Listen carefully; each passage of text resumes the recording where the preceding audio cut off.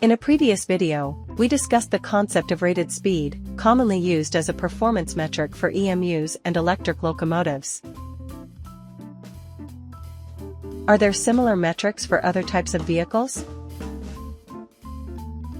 Can this concept of rated speed be applied to diesel vehicles?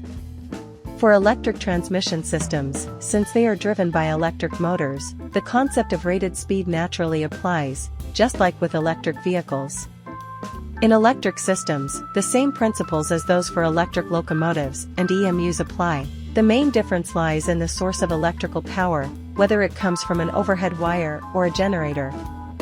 If it's from an overhead wire, power can be supplied as long as the substation and the copper wire of the overhead line can withstand it. Particularly with high-voltage AC electrification, this limitation is virtually negligible. Therefore, within the weight and size limits of the vehicle, the motor output can be chosen, and the speed determined by dividing this output by the required tractive effort becomes the rated speed.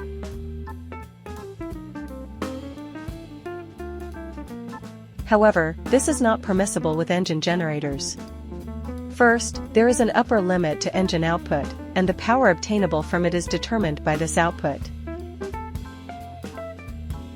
Once the engine output is set, the generator output is determined accordingly, and the rated speed is determined by the allowable motor current. For the DF50, with a continuous rated output of 1200 horsepower, the rated speed is 19.5 km per hour, and the rated tractive effort is 12,500 kilograms. In resistance control electric vehicles of that time, the maximum operating speed was usually about twice the rated speed.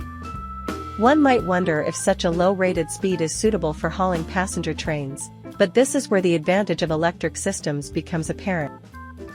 In resistance control, the input voltage is fixed, and the motors are controlled by restricting the current with resistors, so they cannot flexibly respond to the optimal voltage that changes according to the motor speed. However, in electric systems, the output voltage can be adjusted by regulating the generator's field magnets, allowing voltage and current to be adjusted according to engine output. This is similar to the overtap function in some AC vehicles, where a voltage higher than the specified voltage is supplied by a transformer. Even so, the main motors used in the DF50, with such a low rated speed, could not cover high-speed ranges. In that aspect, similar to standard electric vehicles, a wide range of speeds could be handled by using field weakening. However, even with field weakening, it was still impractical to cover the 95 km per hour speed required for passenger trains with a rated speed of less than 20 km per hour. Although series parallel control of the motors was considered, it was not adopted due to the complexity of the circuitry. The maximum speed of 90 km per hour was slightly low for passenger use at that time, and it might have been the limit without series parallel control. Even so, the motors themselves could handle higher speeds, and they were designed to reach up to 108 km per hour, albeit with a disregard for efficiency and performance. In contrast, the DF91, a prototype developed around the same time, was designed with a maximum speed of 100 km per hour and used series parallel control. Looking at the DF50's performance curve, the starting tractive effort is significantly higher than the rated tractive effort. This is due to the motor's ability to handle short-term overloads, enhancing motor torque to the adhesion limit. Additionally, without control resistors, there was no need to worry about their heat generation, allowing the locomotive to accept overcurrent similar to EMUs. Of course, this couldn't be used for extended periods, so when planning train schedules, care was taken to ensure that the speed did not drop below the rated speed on gradient sections. Now, does the concept of rated speed apply to hydraulic vehicles? In the case of reciprocating engines, the more frequent the fuel explosions, the higher the output. Therefore, higher RPM results in higher output. However, due to the nature of the reciprocating motion, there is a limit to efficient conversion to power. The rotation speed that can be continuously maintained without issues is the rated RPM. An increase in RPM leads to more fuel explosions, and as the frequency increases, the engine heats up. Hence, there is an upper limit to the amount of fuel that can be supplied due to heat generation. The maximum amount of fuel that can be burned at rated RPM yields the rated output. When a locomotive with a hydraulic transmission operates at maximum output, the engine runs at this rated output most of the time, except at extremely low speeds. Looking at the performance curve, there appears to be a section at the start with a constant tractive effort similar to that of electric locomotives, and one might think of the speed at this point as the rated speed. However, this phenomenon occurs when the engine output is gradually increased to avoid wheel slip beyond the adhesion limit, and it significantly changes with variations in the friction force between the wheels and rails.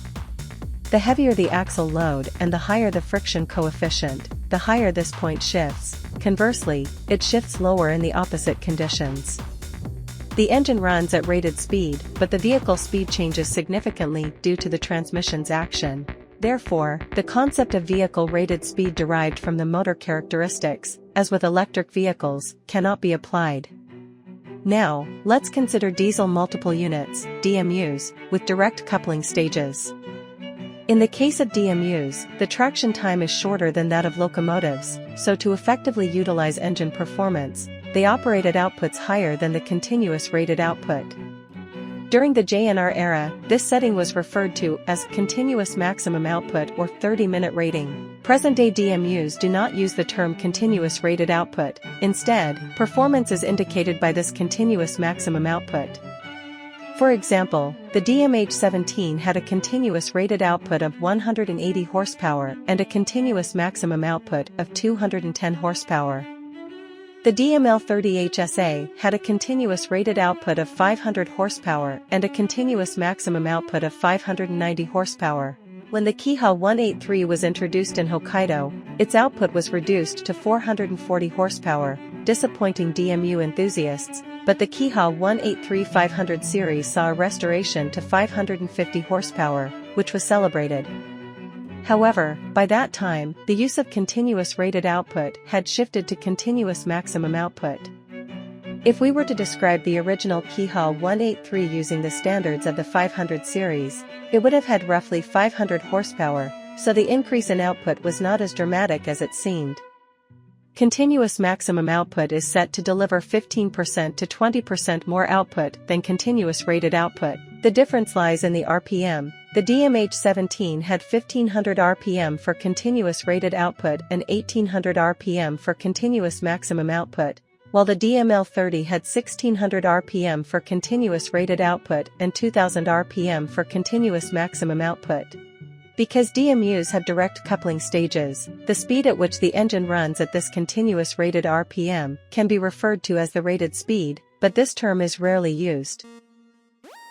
For hydraulic vehicles, there is no concept of rated speed. Instead, the concept of minimum speed comes into play. This is because the efficiency of a hydraulic transmission varies greatly with speed. At low speeds during startup, the difference in RPM between the input and output sides of the transmission is large, leading to inefficiencies and significant heat generation.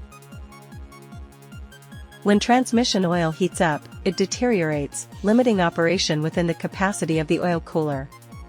The Maxima 40cc, the world's most powerful single-engine hydraulic locomotive, pairs a 4,800-plus horsepower engine with a hydraulic transmission with a permissible input of 5,600 horsepower. However, at low speeds, the tractive effort is limited by the outside air temperature. During the JNR era, DMUs had lower outputs and frequently operated at low speeds with hydraulic transmissions, ensuring they did not fall below 20 km per hour. These were more indicators of limitations rather than performance metrics. As shown in the previous video, electric vehicles exhibit the highest tractive effort and effective output at rated speed, making it a representative measure of vehicle performance.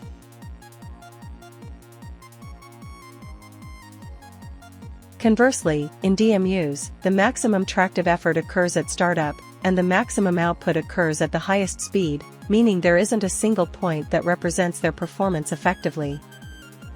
How about other power units used in railways? Gasoline engines are basically the same as diesel engines, being reciprocating engines where output depends on the rotation speed, so the situation is similar to diesel engines. How about steam engines? Even though they are reciprocating, steam engines are not internal combustion engines, as they use steam as a power source supplied from an external boiler, making them quite different from diesel engines. Performance depends more on the boiler than on pistons and cylinders. Tractive effort is determined mainly by the force pushing the piston, i.e. the steam pressure supplied to the cylinders, and this steam pressure is limited by the boiler's strength. On the other hand, if the rotation speed increases while maintaining this pressure, steam consumption increases proportionally. To compensate for this, more coal is burned to increase steam production, but there is a limit to this. Once this limit is reached, the pressure stops rising and gradually decreases. This is similar to the rated speed of EMUs, but in actual steam locomotives, as seen in hydraulic diesel locomotives, adhesion limitations appear first, so the value does not become fixed. For steam engines using turbines, the characteristics are entirely different. Although there are no examples in Japan, overseas, several attempts were made to use steam turbine locomotives for high-speed operation, and they were also used in commercial service. In steam turbines, as the rotation speed increases, tractive effort tends to decrease almost linearly, forming a downward-sloping line. When illustrated, it appears as follows. The light blue line represents how tractive effort changes with speed, while the yellow line shows changes in output at the wheel rim. In this case, the point where tractive effort falls to about half of its initial value corresponds to the maximum output, which can be considered as the rated speed, although this term is not commonly used. The same applies to two-shaft gas turbines, where the relationship between the speed at which maximum output is achieved and the operating speed of the vehicle becomes an issue. For JNR's gas turbine test cars, the maximum output was set to occur at the maximum speed of the vehicle, which resulted in disadvantages such as a drop in tractive effort and poor fuel efficiency at low speeds. In hydraulic transmissions, because the oil sent out by the pump can be recirculated to the pump side, the kinetic energy of the oil can be reused, allowing for a torque increase effect that exceeds twice the initial value. However, whether it's steam or exhaust gas, such reuse is not possible, and turbine engines do not achieve a significant torque increase at low speeds as hydraulic transmissions do. Many gas turbines have variable guide vanes like hydraulic transmissions, but since the kinetic energy of the gas cannot be reused as mentioned earlier, the guide vanes do not contribute to torque increase. They are primarily used to improve efficiency at partial loads and maintain stable operation. In the case of gas turbines for automobiles, which were actively researched at the time, the transmissions were simplified to about 2 stages to produce maximum output at normal operating speeds rather than at maximum vehicle speeds, allowing for high tractive effort at low speeds. Considering these factors, for vehicles using other power sources, output at wheel rim may be an effective indicator for comparing performance, similar to the concept of balancing speed used for EMUs. However, with hydraulic DMUs having direct coupling stages, the tractive effort characteristics differ significantly, making performance evaluation challenging solely based on the output at wheel rim. Moreover, with the addition of recent AC motor-driven vehicles capable of achieving extremely high continuous maximum output, evaluating vehicle performance has become increasingly complex.